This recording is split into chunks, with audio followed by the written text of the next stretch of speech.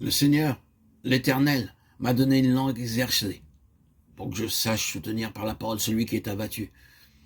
Il éveille chaque matin, il éveille mon oreille pour que j'écoute, comme écoutent des disciples. Ésaïe 54. Est-il possible que dans notre folie, nous puissions avoir la langue exercée des sages?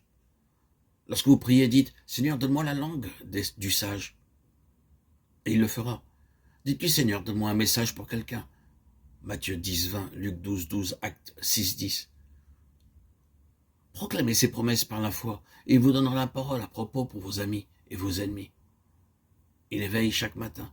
Le Seigneur nous réveille sans sonnerie. Dites-lui, Seigneur, réveille-moi à 5 heures et donne-moi un message pour la journée. Vous serez surpris de voir comment le Seigneur vous réveille et vous prépare pour la journée entière. C'est notre privilège. Vous pouvez lui dire, Seigneur, je n'ai pas de réveil pour me lever tôt, pour aussi me préparer pour la journée.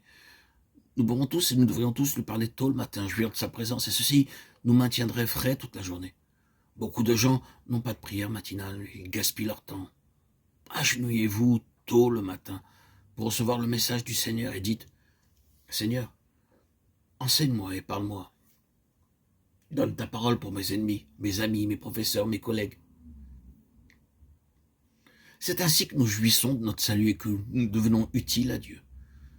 Écoutez-moi, vous qui poursuivez la justice, qui cherchez l'Éternel, portez les regards sur le rocher d'où vous avez été taillé, sur le creux de la fosse d'où vous avez été tiré.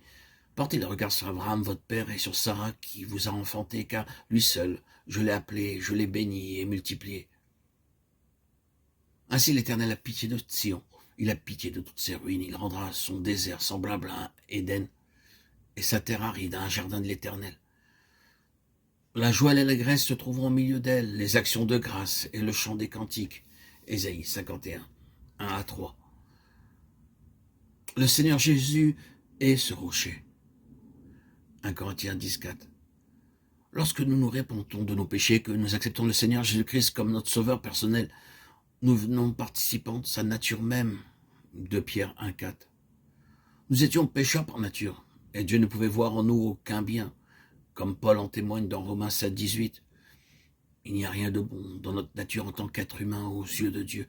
Il n'y a non plus rien de bon en nous spirituellement. Il n'y a rien dans notre vie que Dieu peut accepter pour son service. Dès que nous acceptons le Seigneur Jésus-Christ comme notre Sauveur et que nous croyons qu'il est mort à notre place, qu'il est ressuscité pour notre justification, sa vie même a été versée en nous et nous sommes faits participants de sa nature. Le prophète nous dit, ne regardons pas à nous-mêmes, mais au rocher duquel nous avons été taillés, parce qu'il est lui-même devenu notre justice. Toutes les vertus du Seigneur Jésus-Christ et ses qualifications sont déversées en nous jour après jour si nous conservons nos regards sur Jésus. Il est notre exemple et notre vie. Mais si vous désirez être humble, dites-lui, Seigneur, rends-moi doux et humble, comme toi-même. Si vous voulez aimer vos ennemis, dites-lui, Seigneur, donne-moi le même amour avec lequel tu aimas tes ennemis, lorsque tu disais pardonne-leur, car ils ne savent pas ce qu'ils font. Nous pouvons lui demander de nous donner son amour, sa patience, sa joie. Alors un jour, nous serons comme lui. Avec cette vie, il nous sera donné des corps immortels et glorifiés. 1 Jean 3, 2. Ô Seigneur, donne-moi une plus grande mesure de ta vie, pour triompher de mes faiblesses et de mes faillites. Nous deviendrons ainsi des vainqueurs.